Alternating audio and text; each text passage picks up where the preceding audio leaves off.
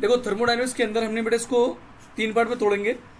एक तो थर्मोडायनेमिक्स का प्योर पार्ट होगा जो कि फिजिक्स से रिलेटेड होगा, उसमें हम लोग डिफरेंट टाइप के प्रोसेस सीखेंगे, like isothermal, adiabatic, isochoric, isobaric processes, और उन पर न्यूमेरिकल सीखेंगे। इसी के अंदर हम लोग सीखेंगे बेटा फर्स्ट लॉ ऑफ थर्मोडायनेमिक्स, ठीक है, और इसमें कोई काफ़ी सारे क्वेश्चन करेंगे। ये पहला पार्ट खत्म होगा। सेकेंड पार्ट होगा बेटा तुम्हारा थर्मोकेमिस्ट्री। उसके अंदर जितनी भी टाइप की एंथैल्पीज ऑफ रिएक्शंस हैं, like enthalpy of combustion, formation, neutralization, atomization, जितनी भी अपने लेटेस्ट एंथैल्पी जो भी है बेटा, वो सब आप यहाँ सीखेंगे। फिर साथ में सीखेंगे कैलोरीमेट्री। कैलोरीमेट्री मतलब क्या हुआ? The device which is use to measure enthalpy, but device जिससे हम एंथैल्पी को मेजर करें या एनर्जी को मेजर करें, उसका नाम क्या रखा जाएगा? कैलोरीमेट्री बोला जाएगा बेटा उसको। जब ये पूरा पोर्शन डन हो जाएगा, फिर हम बात करेंगे एंट्रोपी की, गिब्स एनर्जी की। ये अगला पार्ट हमारा रहेगा। स्पॉन्टेनिटी ऑफ प्रोसेस, मतलब प्रोसेस होगा कि नहीं होगा, ठीक है, तो इसके बारे में डिस्कशन होगा। फिर हम आगे एक फॉर्मूला सीखेंगे, delta G is equal to delta H minus T delta S. इस फॉर्मूले बेस्ड पर हम लोग क्वेश्चन करेंगे। फिर और भी न्यूमेरिकल करते हुए, एंट्रोपी भी डिस्कशन करते हुए चैप्टर हमारा फिनिश होगा। ठीक है बच्चों, लिखिए थर्मोडायनेमिक्स। फर्स्ट ऑफ ऑल डालो heading system.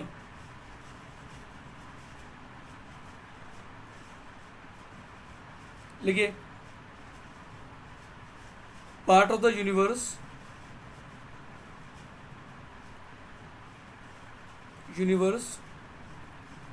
which is under observation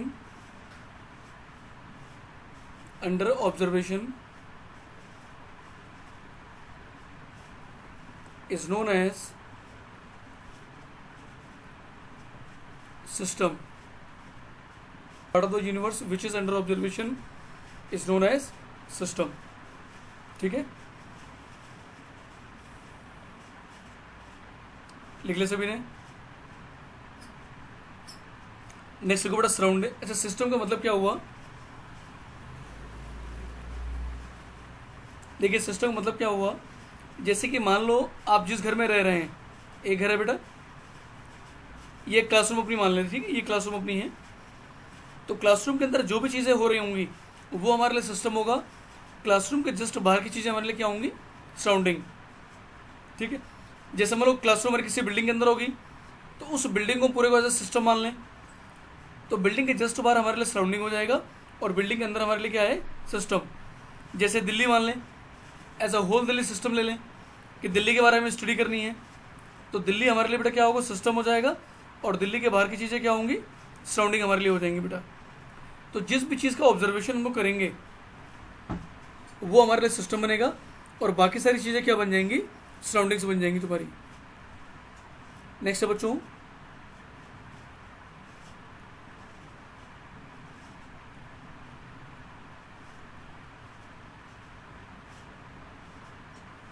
surroundings.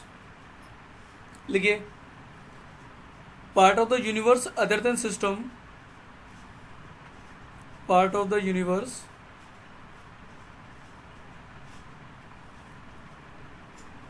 other than system is known as surroundings.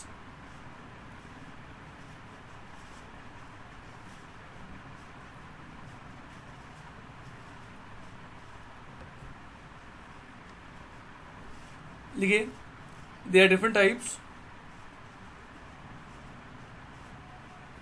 There are different types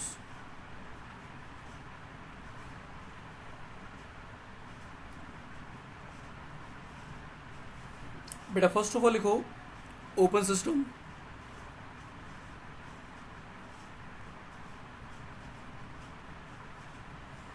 बेटा ओपन सिस्टम मतलब लिखिए दो system in which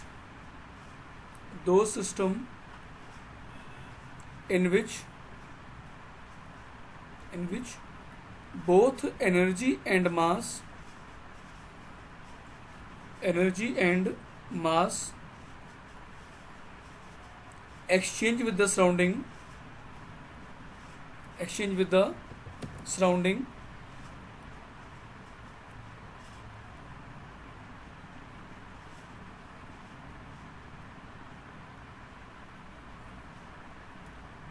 is known as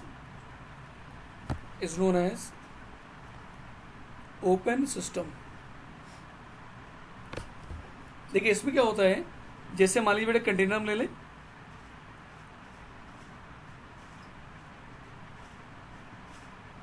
बेटा इसका एक एंड बंद कर दो, ठीक है, और यहाँ कोई सोल्यूशन है, गैस मान लें इसके अंदर प्रेजेंट है, तो नीचे से अगर आप हीट करेंगे बेटा तो एनर्जी ट्रांसफर होगी तुम्हारी, नीचे से हीट करो एनर्जी ट्रांसफर होगी, और बाहर से बेटा मास भी निकल सकता है बाहर।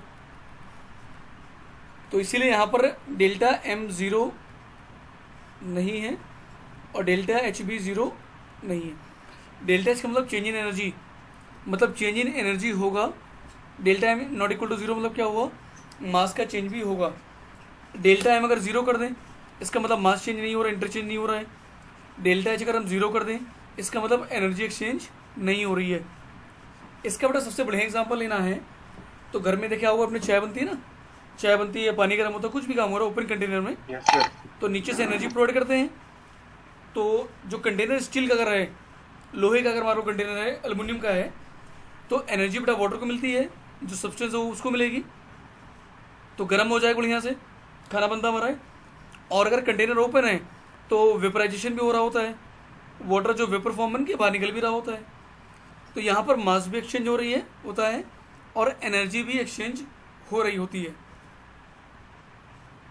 ठीक है बच्चों, नेक्स्ट लिखो क्लोज सिस्टम। क्लोज सिस्टम लिखिए, दो सिस्टम इन विच, लिखिए बच्चों, दो सिस्टम इन विच, दो सिस्टम इन विच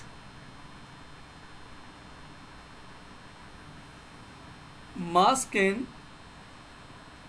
दो system in which mass can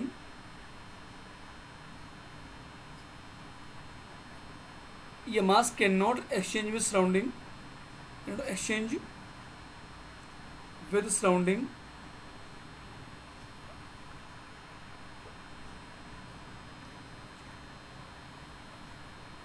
but energy can exchange,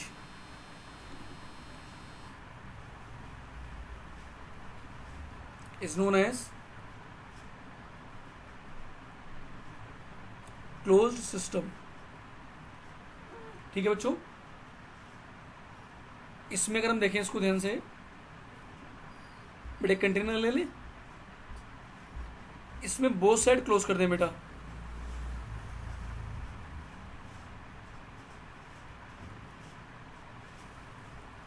तो बेटा अंदर मास फिक्स हो गया बट एनर्जी ट्रांसफर हो सकता है, डेल्टा एम ज़ीरो हो गया, मतलब अंदर से मास बाहर तो नहीं जाएगा लेकिन एनर्जी एक्सचेंज हो सकती है। भाई मान लो जिस कंटेनर पर पानी गर्म कर रहे थे ऊपर से उसको बंद कर दें, लॉक कर दें उसको, लेकिन एनर्जी नीचे से जा ही सकती है ना आपकी। जिसमें भी एनर्जी का ट्रांसफर होता है बेटा, तो वहां पर लिख सकते हो walls are made by conducting material, conducting material. Same चीज बेटा ऊपर वाले में लिख सकते हो, किसमें, ये तुम्हारा ओपन सिस्टम है कि walls are made by conducting material. ठीक है बच्चों, इसे लिख लीजिए। अगला बेटा थर्ड हमारा होगा isolated system. Isolated system, next is isolated system. इसमें लिखिए दो system in which neither energy nor mass those systems in which, देखिए, those system in which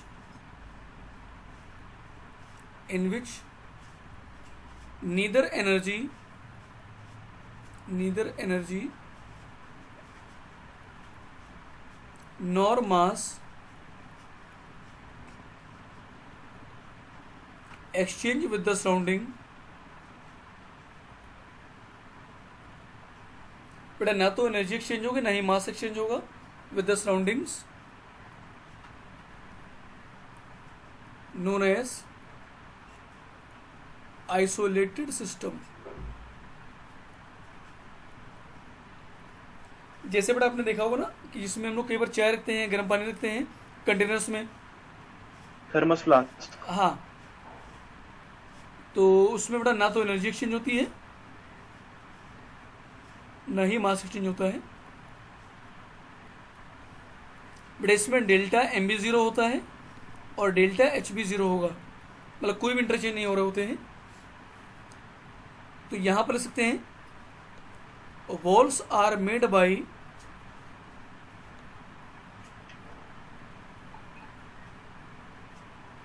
insulating materials,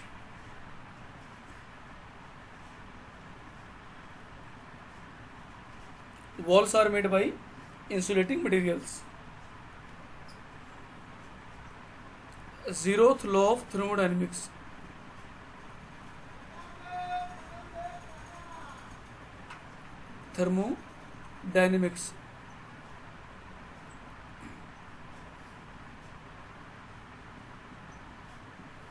zeroth law of thermodynamics। ठीक है, लिखिए according to this law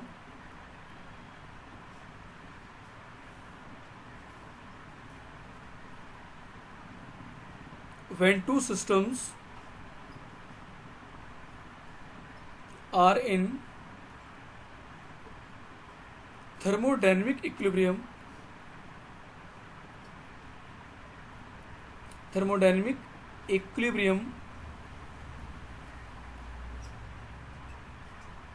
when two systems are in thermodynamic equilibrium with the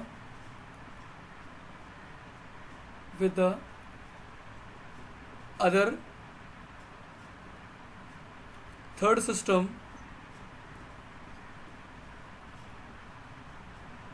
then first two systems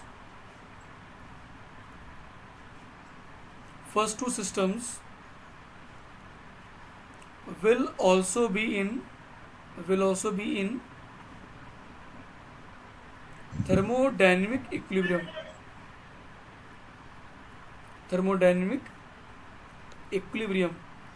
इसको लिखिए, हम समझा रहे हैं आपको। इसको ऐसे बड़ा समझ लो, जैसे मतलब दो सिस्टम ए और बी हैं। Let us assume two system A and B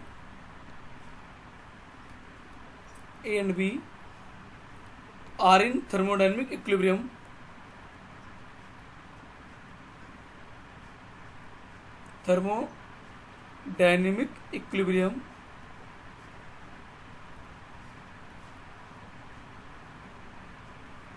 Equilibrium with system C, then A and B will also be in thermodynamic equilibrium, then A and B will also be in thermodynamic equilibrium। ठीक है बच्चों, equilibrium, इसको diagram में समझाना चाहें तो उससे बता दे रहे हैं आपको। जैसे मतलब सिस्टम ए मान लें और सिस्टम यहाँ पर बी ले लें और यहाँ पर कोई सिस्टम सी ले लें बच्चों। तो ए मान लो इक्विलिब्रियम में सी से है और सी ए से बेटा मान लें। देखो थर्मोडायनेमिक इक्विलिब्रियम का मतलब क्या हुआ, ए से बेटा एनर्जी सी को जा रही है और सी से एनर्जी ए को आ रही है, जिससे दोनों के टेम्परेचर क्या हो जाएंगे, फिक्स। सेम चीज़ यहाँ पर है, बी इक्विलिब्रियम में सी से है और सी इक्विलिब्रियम बी से है, इसका मतलब यहाँ पर भी एनर्जी कांस्टेंट हो जा रही है, एनर्जी ट्रांसफर रेट बराबर हो जा रहा है बेटा, तभी इक्विलिब्रियम आएगा। तो इसका मतलब क्या होगा, ए और बी भी आपस में इक्विलिब्रियम में होंगे बेटा। वो डायरेक्टली अटैच नहीं होंगे। जैसे देखो यहाँ से एनर्जी गई और फिर यहाँ आगे बढ़ गई, फिर बी से एनर्जी आई यहाँ से बढ़ गई आगे। बेटा एक एनर्जी देखो ये ऐसे गई ना यहाँ तक और फिर आगे बढ़ रही है, बी की एनर्जी देखो ऐसे आई फिर आगे बढ़ गई है। मतलब ए और बी भी इनडायरेक्टली आपके क्या होंगे, थर्मोडायनेमिक इक्विलिब्रियम में आ जाएंगे। यही तुम्हारा क्या है, zeroth law.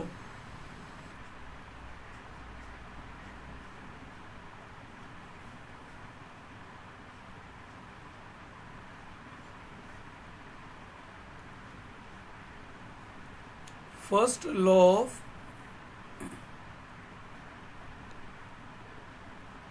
thermodynamics।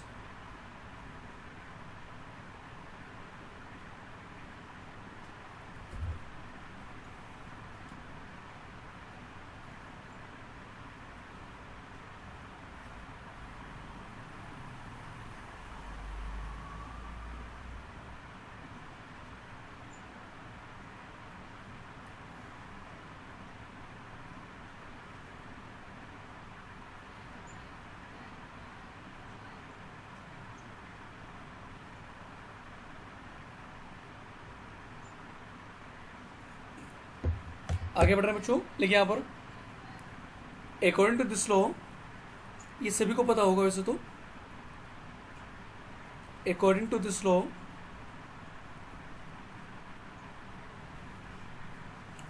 Energy can neither be created, क्या होगा यहाँ पर, energy can neither be created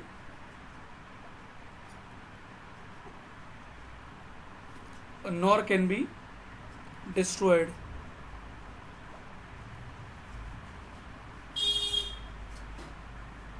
ठीक है, ये सभी को लॉ पता है कि एनर्जी ना तो डिस्ट्रॉय कर सकते हैं ना ही फॉर्म कर सकते हैं। We can form only change of energy, sorry only form को चेंज कर सकते हैं। कि जैसे मान लो घर में हम ट्यूबलाइट चलाते हैं, जो ट्यूबलाइट ऑन करने से बड़ा इलेक्ट्रिकल एनर्जी लाइट एनर्जी में कन्वर्ट होती है, वहीं पर थोड़ा हीट भी प्रोड्यूस होती है, तो हीट एनर्जी भी प्रोड्यूस हो रही होती है वहाँ पर। अगर नीचे का लिखते we can change one form of energy into other form of energy.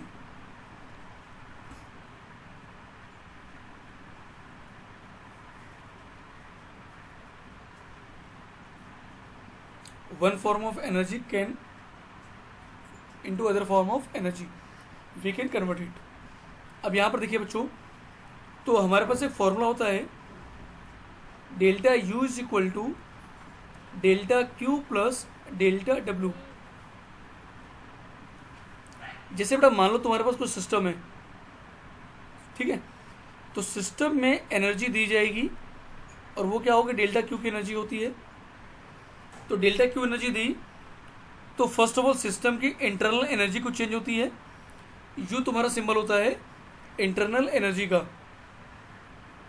तो तुमने सिस्टम को एनर्जी दी, सिस्टम कुछ इंटरनल एनर्जी चेंज हुई और बाकी बेटा तुम्हें आउटपुट पे क्या मिल गया, वर्क डन, और उसका सिंबल क्या होता है, डब्ल्यू।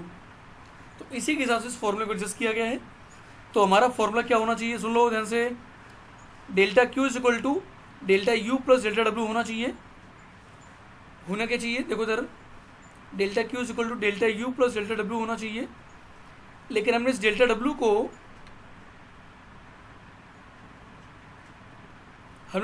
इधर भेज दिया बेटा विद नेगेटिव साइन।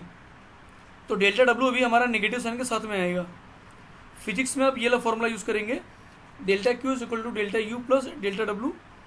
वहाँ पर डेल्टा डब्ल्यू पॉजिटिव लेके चलोगे, यहाँ पर हम नेगेटिव साइन लेके चलेंगे इन द केमिस्ट्री। तो इसलिए फॉर्मूला क्या बन गया, delta U is equal to delta Q plus delta W. अब इसके बारे में और बताएंगे, इतने तरह को दिमाग में। यहाँ पर डेल्टा यू क्या होता है बेटा, डेल्टा यू को बोलते हैं चेंज इन इंटरनल एनर्जी, ये तुम्हारा होता है यू एफ माइनस यू आई। बेटा एफ का मतलब होगा फाइनल, आई का मतलब इनिशियल, मतलब final internal energy minus initial internal energy, तो डेल्टा यू निकल जाएगा। और डेल्टा यू तुम्हारा किसके बराबर होता है, N C V delta T के। डेल्टा यू किसके बराबर है, N C V delta T के बराबर होता है। यहां पर बेटा एन क्या है, number of moles, C V बेटा क्या है,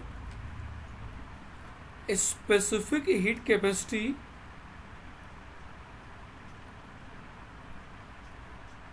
eight constant volume, at constant volume. बेटा आगे चल के तुमको यहाँ सीपी भी मिलेगा, तो सीपी का मतलब क्या हो जाएगा, specific heat capacity at constant pressure. यहाँ पर बेटा डेल्टा टी दे रखा है, तो डेल्टा टी क्या होगा, T F minus T I, final temperature minus initial temperature. इसके अलावा तुम्हारे पास यहाँ डेल्टा डब्ल्यू दे रखा है ऊपर, तो डेल्टा डब्ल्यू क्या होगा, माइनस का पी एक्सटर्नल, मतलब external pressure into delta V. Delta V का मतलब बेटा क्या होगा, final volume minus initial volume. I मतलब इनिशियल, एफ मतलब फाइनल।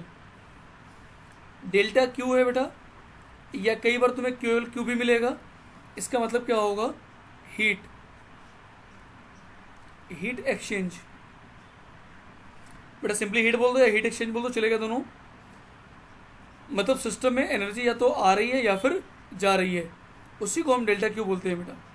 ठीक है, यहाँ पर एक बात ध्यान रखना, delta U is equal to N C V delta T है, यहां लिख लो ब्रैकेट में, फॉर ऑल प्रोसेस,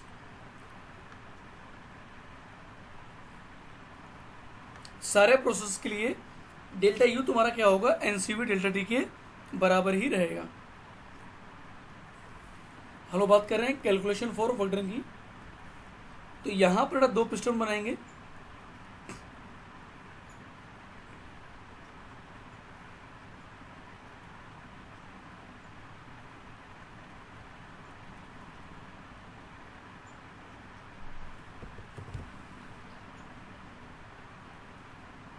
ठीक है, और यहां पर कोई गैस प्रेजेंट है,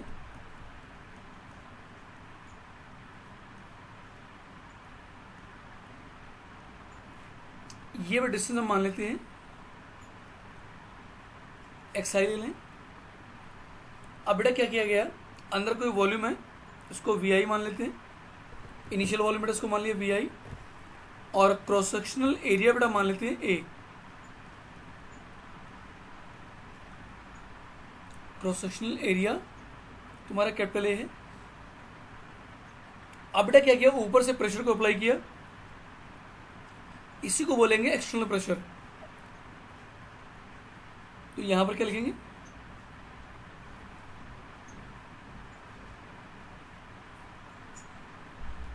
देयर इज अ पिस्टन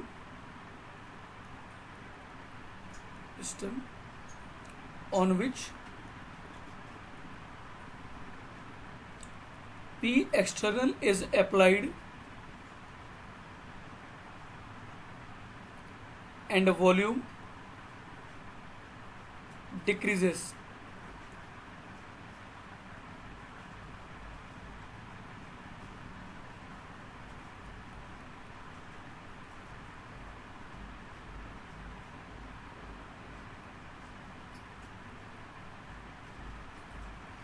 और जब यहाँ इक्विलिब्रियम कंडीशन आ जाएगी तो उसको ये पिस्टन अपने आप रुक जाएगा।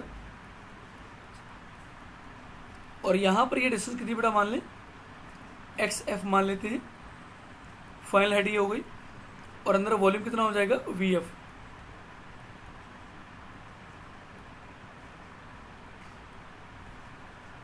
ठीक है, ये बेटा क्या हुआ, बिफोर अप्लाइंग द प्रेशर, पहली कंडीशन क्या है बेटा, ये before applying external pressure. Second condition बेटा इसी को बना दिया हमने, ऑन अप्लाइंग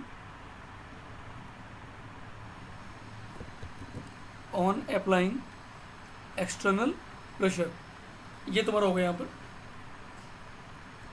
बेटा हमें फोर्स पता होता है, फोर्स इज इक्वल टू बेटा क्या होगा, देखो pressure is equal to force upon area होता है भाई, pressure is equal to force upon area, तो फोर्स इज इक्वल टू क्या होगा, प्रेशर इनटू एरिया लिख दें।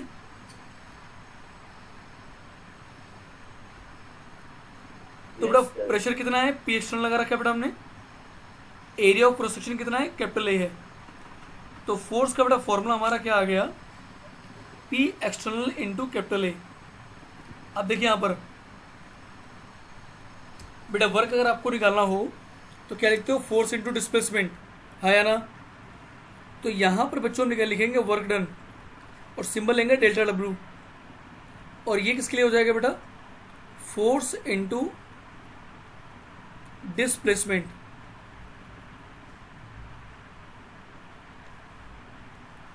अच्छा अगर आप लोग ध्यान से देखें तो डिस्प्लेसमेंट यहाँ पर कितने का हुआ, एक्स आई माइनस एक्स, ये हुआ ना डेल्टा एक्स, हाँ सर, और ये किसके बराबर होगा, एक्स आई माइनस एस एफ के बराबर हो जाएगा, है ना। Yes sir. तो यहाँ पर बेटा पहले हम लोग लिखेंगे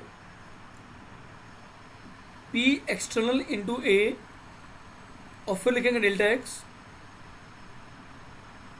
now we can put the value, तो P external into area V I minus V F आ जाएगा। इसके बाद बेटा क्या करेंगे, एरिया से बेटा अंदर मल्टीप्लाई कर दो, एक मिनट, तो यहाँ पर बेटा क्या होगा, एक्स आई माइनस एक्स एफ हो जाएगा, एरिया से बच्चों मल्टीप्लाई करो, ए एक्स आई माइनस का ए एक्स एफ हो जाएगा। अब बेटा देखो area of the base into height, ये बेटा वॉल्यूम बन जाएगा वी आई के बराबर, और इसका भी area of the base into height, ये भी वॉल्यूम के बराबर हो जाएगा। तो यहां पर हम लोग क्या लिखने वाले हैं अब, P external V I minus V F.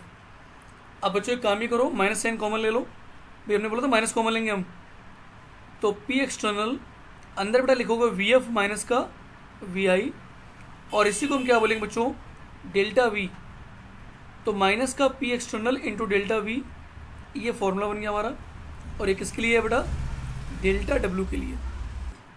बच्चों नेक्स्ट लिखो,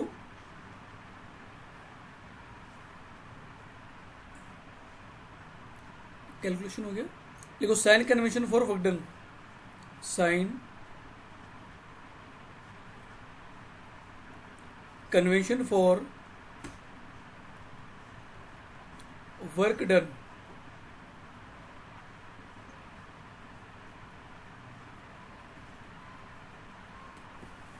sign convention for work done. देखिए बच्चों यहाँ पर दो चीज़ें देखेंगे, और ये काफ़ी इंपॉर्टेंट चीज़ है, इसे समझ लो वरना कई बार परेशान रहोगे। देखो यहाँ दो केस बनाएंगे, पहला केस है बेटा कंप्रेशन का, कंप्रेशन मतलब क्या हो, ऊपर से प्रेशर लगाया एंड वॉल्यूम में डिक्रीमेंट हो रहा है, तो मतलब यहाँ क्या लिखते हैं, वॉल्यूम डिक्रीजेस। या फिर बेटा क्या लिखेंगे, देखो पिस्टन हमारे पास है भाई, ऐसे पिस्टन बनाया था ना, ऐसे पिस्टन हमने बनाया था ना, तो बाहर से प्रेशर लग रहा है, इसका मतलब बोल देंगे work done on the gas, work done on the gas भी इसको बोल सकते हैं बच्चों, ठीक है। अब देखिए हमारा फॉर्मूला क्या है, delta W is equal to क्या है बेटा, minus P external V F minus V I है बच्चों, ध्यान देना हमारी बात पे। और जब तुम बेटा प्रेशर लगा रहे हो, बाहर से अप्लाई कर रहे हो, तो वॉल्यूम कम हो रहा है, मतलब फाइनल वॉल्यूम कम है, इनिशियल ज़्यादा है बेटा, तो नेट वैल्यू क्या आएगी, नेगेटिव। भाई यहाँ पर जो नेट आंसर क्या आएगा, ये वाला नेगेटिव आएगा, और बाहर नेगेटिव रखा हुआ है बेटा, यहाँ पर वी आई बड़ा है, वी एफ छोटा है, तो डेल्टा डब्ल्यू तुम्हारा बेटा क्या आएगा, पॉजिटिव आ जाएगा। मतलब बेटा कंप्रेशन बोला जाए या वॉल्यूम में डिक्रीज बोला जाए या work done on the gas बोला जाए, ये तीनों चीज़ें क्या है आपके लिए सेम है। केस 2 देखो, एक्सपेंशन बोलें या फिर बेटा लिखिए वॉल्यूम इंक्रीजेस, या फिर बच्चों लिखे work done on the gas है या work done by the gas.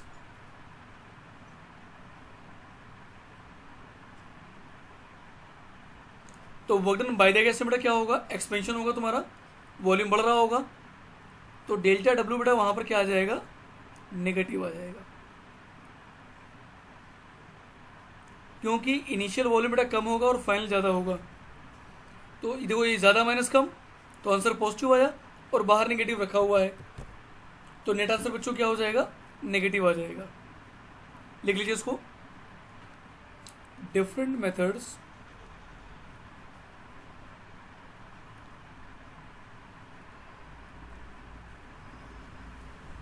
to find work done।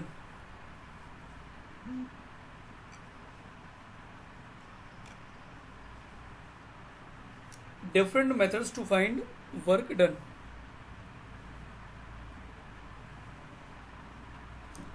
देखिए मेथड 1 लेते हैं,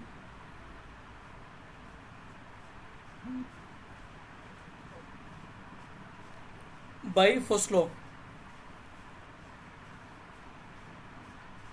of thermodynamics,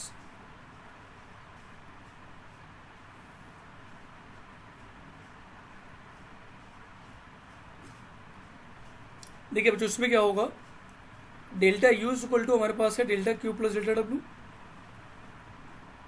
तो डेल्टा डब्ल्यू बेटा वैल्यू क्या आएगी हमारे पास, डेल्टा यू माइनस का डेल्टा क्यू, मतलब दोनों की वैल्यू अगर क्वेश्चन में दे रखी है, इंटरनल एनर्जी चेंज इन और एनर्जी रिलीज और एब्जॉर्ब, तो यहाँ पर वैल्यू पुट कर दोगे तो वर्क डन आपका निकल आएगा। मेथड 2 देखो बेटा, बाय फॉर्मूला, इसमें क्या करोगे भाई, डेल्टा डब्ल्यू इक्वल टू आपने अभी निकाला है माइनस का P external into delta V, और वी कैन से माइनस का P external into V F minus V I. बड़ा क्वेश्चन में वॉल्यूम चेंज दे रखा होगा, एक्सटर्नल प्रेशर दे रखा होगा, तो सिंपली हम लोग फॉर्मूला लगा करके वैल्यू को निकाल देंगे। तो सुनो पहले भी अच्छे से, गलत से मैं टोक रहा हूँ। और वैसे भी सिंपल चीज़ है बेटा, फर्स्ट लॉ अप्लाई करोगे तो delta W equal to delta U minus delta Q हो गया। अगला बाय द फॉर्मूला में देखना है, तो delta W equal to minus P delta V या माइनस का P external into V F minus V I हो गया। अगला देखिए बेटा मेथड 3,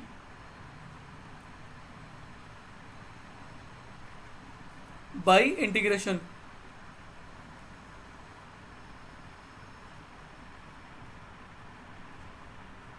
देखो यहाँ पर जो एक्सटर्नल प्रेशर है वो तुम्हारा लगभग फिक्स रहता है, लेकिन मान लो अगर कभी कोई वेरिएबल चीज़ मिल जाए तो जहाँ पर डेल्टा है वहाँ लगा देंगे डी, तो D W equal to minus का पी डी वी, और इसको बेटा इंटीग्रेट कर देना 0 से डब्ल्यू नेट तक, और इंटीग्रेट होगा बेटा वी इनिशियल से वी फाइनल तक। अगर बेटा प्रेशर कांस्टेंट है उसको बाहर कर दो सीधे, अगर प्रेशर दे रखा है इन टर्म्स ऑफ वी उसको लिखोगे और इंटीग्रेट कर लोगे और लगा दोगे लिमिट्स, उसके बाद आपका आंसर आ जाएगा। ऐसा जब होगा हम तब बताएंगे, अभी नहीं।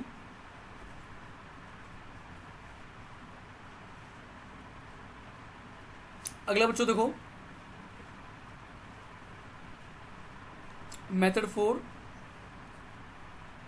Bye PV curve. देखिए यहां पर area under the PV curve is known as work done। बच्चों समझिए इस चीज़ को जो हम समझाने जा रहे हैं, ये काफ़ी इंपॉर्टेंट है। Area under the PV curve is known as work done. कैसे? देखिए यहाँ पर एग्जांपल क्या है, पीवी ग्राफ है, तो area under the P versus V curve is known as work done. ठीक है, यहाँ पर कुछ ग्राफ ड्रॉ करें, आप इसको ट्राई करो अपने आप से कि देखो आंसर क्या निकलेगा। सर वो ऊपर वाला ग्राफ दिखा दीजिए, बनाना है। अरे भाई साहब जो बेटा बोले पहले वो किया करो। तो पहले बेटा पी एटीएम में, वी वॉल्यूम में है, हमने ये ग्राफ बना दिया है, निकालिए वर्क डन कितना आएगा इसमें। सर आंसर चैट बॉक्स में, मतलब आंसर कैसे देना सर? बट आगे नहीं, खतरनाक डाउट है। सर चैट्स आपने डिसेबल कर रखे। तो ये बड़ा दो हमने क्वेश्चन दिए हैं, पहला वाला दूसरा वाला। इसमें आपको वर्क डन निकालना है ए से बी के लिए।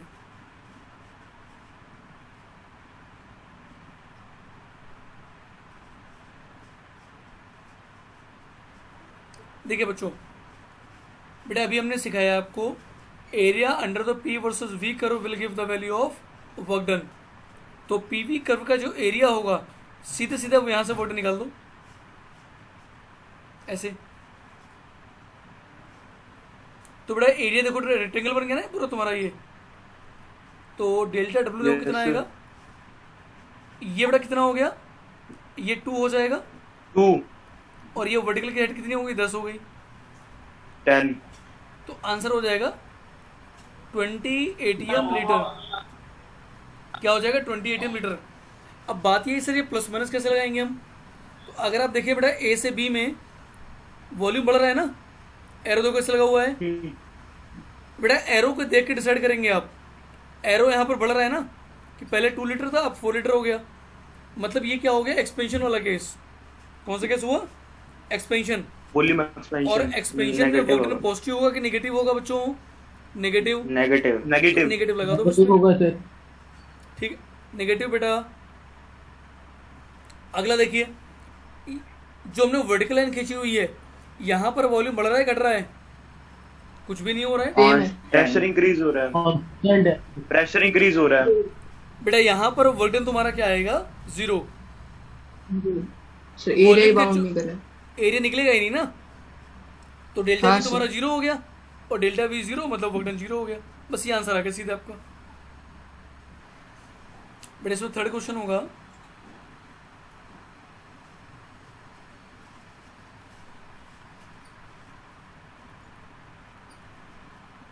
तो क्वेश्चन बेटा क्या है, for the given curve, curve तुम्हारे पास ABCD प्रोसेस दे रखा है, आपको निकालना क्या है, work done in each path.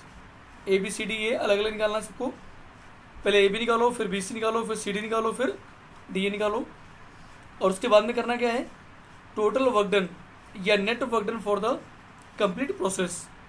ठीक है, देखो बेटा हमें ग्राफ में वर्क डन वगैरह निकालना है। देखो उससे 2-3 तरीके हैं, चीज़ों को ध्यान से सीखो। पहला बड़ा तरीका है पार्ट ए को निकालना है, तो वर्क डन बेटा AB का निकाल दे सीधे। वर्क डन AB का बेटा कितना आएगा, देखो ना, नॉर्मली ऐसे AB ऐसे लेते, ठीक है। ए चाहो तो कई बुक्स में एरो बना, सुनो बेटा, कई बार लोग एरो ऐसे बना देते हैं बुक्स में, कोई दिक्कत नहीं है, एरो ऐसे बना दो, या A/B लिख देते हैं कई बार बुक्स में, तो वो भी ठीक है। तो A और B बेटा देखो, यहाँ से A और B गए, तो प्रेशर यहाँ पर 20 है बेटा, फिक्स है, एंड वॉल्यूम 2 से 6 हो रहा है। तो ये पूरी हाइट बेटा कितनी है, देखो एरिया, ये पूरी हाइट लिखी जाएगी, ये पूरी हाइट बेटा 20 की है, और यहाँ पर डिफरेंस कितने का है, 4 का, तो ये हो जाएगा 80 एटीएम लीटर। अगला देखो WBC, वर्टिकल लाइन है, 0 आ जाएगा, नेगेटिव आएगा सर ऊपर। नेगेटिव आएगा। WBC तुम्हारा क्या हो गया, 0 हो गया। अगला देखो बच्चों WCD, 40। CCD में देखिए प्रेशर तुम्हारा 10 का है, और डिफरेंस आ रहा है कितने का, 4 का, 4। तो 10 इंटू 4 बेटा कितना हो गया, 40 एटीएम लीटर। ठीक है बच्चों, और अगर WDA देखोगे तो ये वर्टिकल लाइन है, तो यहाँ पर आएगा 0 एटीएम लीटर। देखो ग्राफ से निकालना कैसे उसको सीखो ध्यान से, जो हम बता रहे हैं। देखो पहली बात तो मैग्नीट्यूड निकाल लिया आप लोगों ने।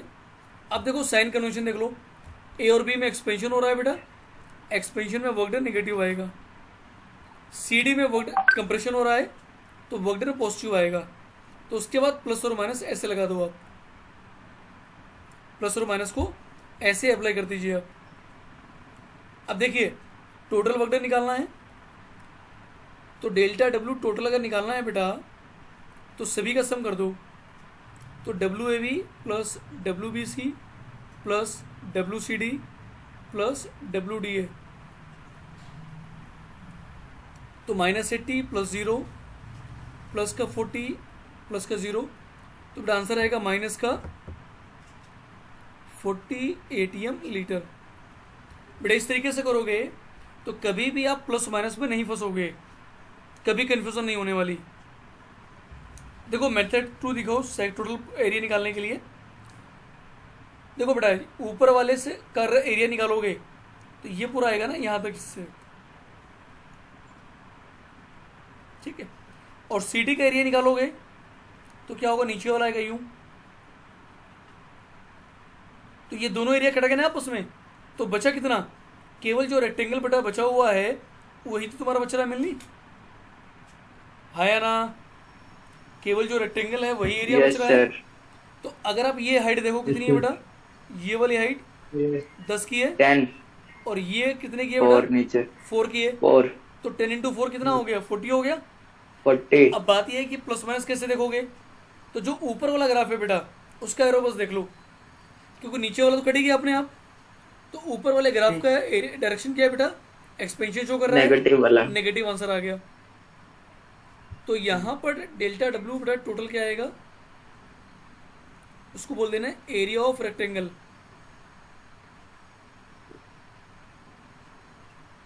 और वो कितना देगा, माइनस का 40 एटीएम लीटर। ये तुम्हारे पास दूसरा तरीका आ गया इसका।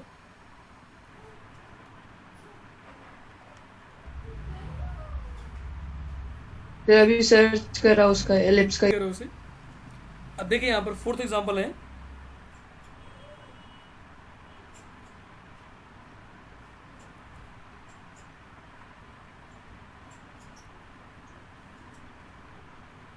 ये प्रेशर बेटा ले लें, ये वॉल्यूम ले लें।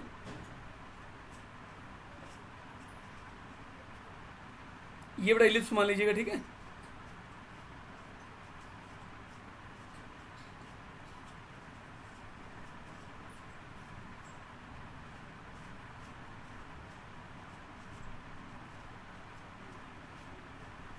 इसको बेटा V1 ले लो, इसको V2 ले लो, इसको P1 ले लो और इसको P2 ले लें, ठीक है। ट्राई करो उसको।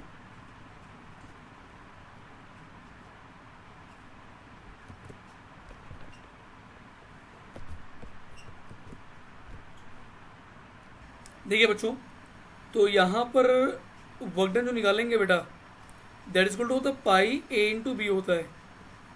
यहाँ पर A आई थिंक ये वाली लेंथ होती है और B तुम्हारी ये लेंथ होती है, ठीक है बच्चों। सेंटर से आधी, अरे समझ में आ रहा है, सेंटर से आधा। तो A बेटा कितना हुआ, यस V2 माइनस V1 का आधा कर दें, और B कितना हुआ, P2 माइनस P1 का आधा कर दें।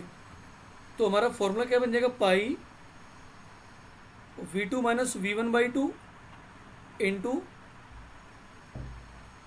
P2 minus P1 by 2। बच्चे ये फॉर्मूला आ गया हमारा, गलती तो नहीं होगी आगे। अब अगर बेटा हमने बोल दिया सर्किल है, सर्किल में भी तुमको रेडियस तो निकालना ही पड़ेगा। ये R और ये R बराबर ही तो होंगे, लेकिन अभी P1 P2 V1 V2 है। तो आप बेटा डेल्टा डब्ल्यू क्या निकालोगे, पाई P2 minus P1 by 2 into V2 minus V1 by 2। बच्चों निकाल दिया। अब आपको पता होना चाहिए R में दोनों वैल्यू बराबर हैं, तो P2 minus P1 magnitude wise V2 minus V1 के बराबर होगा। तो फिर यहाँ ले सकते Yes, हो sir. Pi P2 minus P1 by 2 का होल स्क्वायर, या फिर ले सकते हो पाई V2 माइनस V1 बाई 2 का whole square. Both are okay, no problem. अब देखिए ऊपर एक्सपेंशन हो रहा है भाई, ऊपर एरो ऐसे लगा ना, वॉल्यूम बढ़ रहा है। एक्सपेंशन में वर्क डन बेटा क्या नेगेटिव या पॉजिटिव लेंगे, नेगेटिव लेंगे सर। तो नेगेटिव साइन लगा दो दोनों में, सर तो दोनों में ही नेगेटिव साइन लगा दीजिए और ये Negative. आंसर आ जाएगा। स्टेट फंक्शन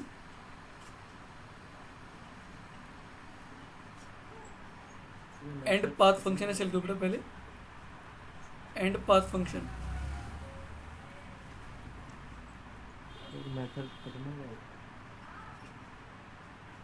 क्या लिखा बच्चों?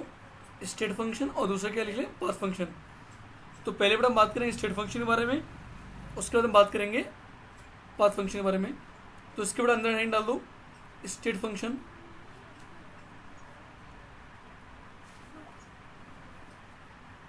लिखिए those thermodynamic properties, those thermodynamic properties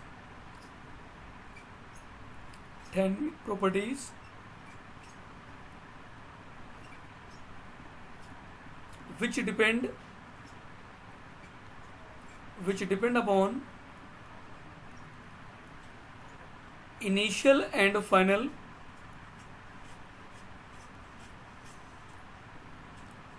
final state are known as state functions.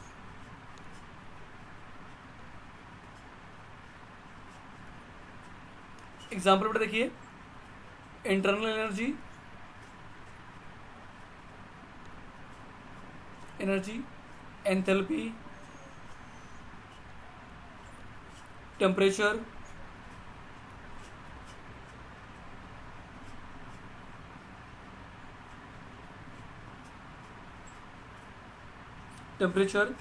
Pressure, volume, number of moles, pressure, volume,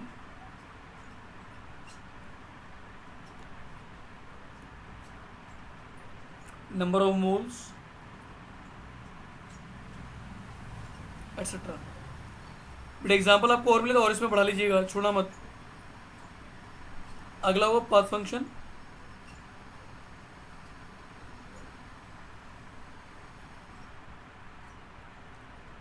लिखिए those properties which depend upon path also, those properties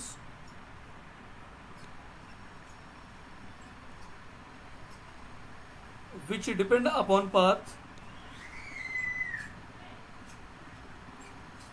या path of the system, path of the process लिख दें, system लिख दें, known as path function। इसका बड़ा best example है work done. बेटा अभी हमने ऊपर ग्राफ बनाया था ना, अगर ग्राफ का एरिया अलग अलग हो जाएगा, ग्राफ अलग अलग तरीके का बनेगा, तो पाथ भी अलग अलग बनेगा। भाई जैसे ऐसे देख लेना, भाई आपको यहाँ से यहाँ पहुँचना है, ऐसे बड़ा ग्राफ बन सकता है, ऐसे ही बन सकता है और ऐसे ही बन सकता है। तो तीनों केसेस में पाथ अलग अलग हैं, तो वर्क डन की वैल्यू भी अलग अलग आएगी। लेकिन टेम्परेचर क्या हुआ? T1 T2 है, इनिशियल T1 फाइनल T2, तो चेंज इन टेम्परेचर क्या हुआ? T2 minus T1। अब पाथ कोई भी हो, डेल्टा टी तुम्हारा सेम आएगा, बट वर्क डन क्या होगा? अलग अलग आएगा।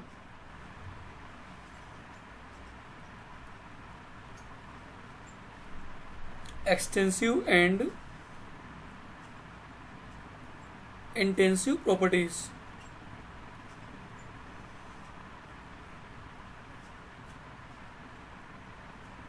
बच्चों इनके भी एग्जाम्पल कई बार एग्जाम में पूछे जाते हैं, कई बार इंटेंसिव टाइप पूछ लेंगे कि identify the properties which are the intensive और एक्सटेंसिव, या मोर देन वन में पूछ लेंगे, इसलिए इंपॉर्टेंट है ये। देखिए तो पहले बेटा हेड डालो एक्सटेंसिव प्रॉपर्टी।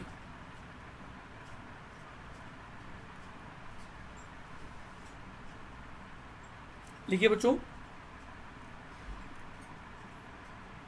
लिखिए दोज थर्मोडायनेमिक प्रॉपर्टीज, या सिंपली प्रॉपर्टीज लिख दो, those properties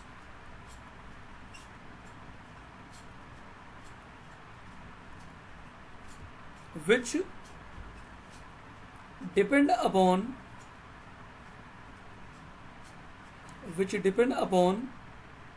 mass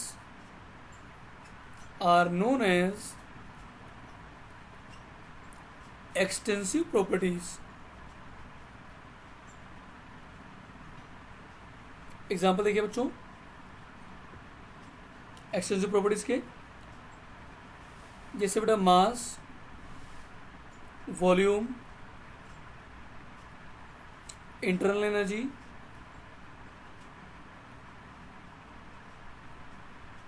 enthalpy, heat capacity,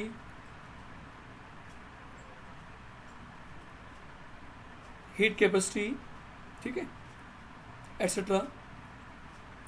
देखो जैसे एग्जांपल ले लें कि जैसे मान लो एक पेपर तुमने बर्न किया, एनर्जी निकलेगी, 2 पेपर बन किए, ज़्यादा एनर्जी निकलेगी, पूरी कॉपी जला दो तो बहुत ज़्यादा एनर्जी निकलेगी।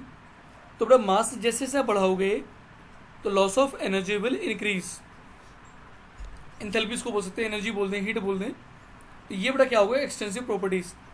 बेटा इस एग्जाम्पल हमने ये लिख दिए हैं, बाकी एग्जाम्पल आप पैकेज में या कोई और बुक देख लेना, उससे लिए कॉपी कर लेना और बढ़ा लेना इसको। नेक्स्ट बेटा intensive.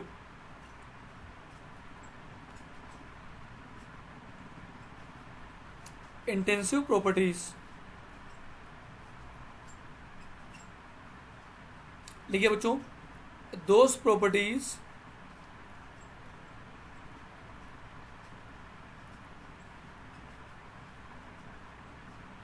which does not depend या do not depend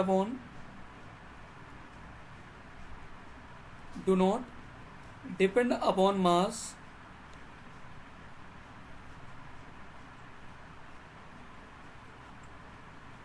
are known as intensive properties। देखो बेटा नाम में ही आंसर छुपा हुआ है। देखो एक में एक्स है, एक में इन है। इन मतलब इसको याद कर लो इंडिपेंडेंट, इंटेंसिव इंडिपेंडेंट। समझ गया बच्चों याद करने का तरीका? भाई डिपेंडेंट है, इंडिपेंडेंट Yes, है, sir.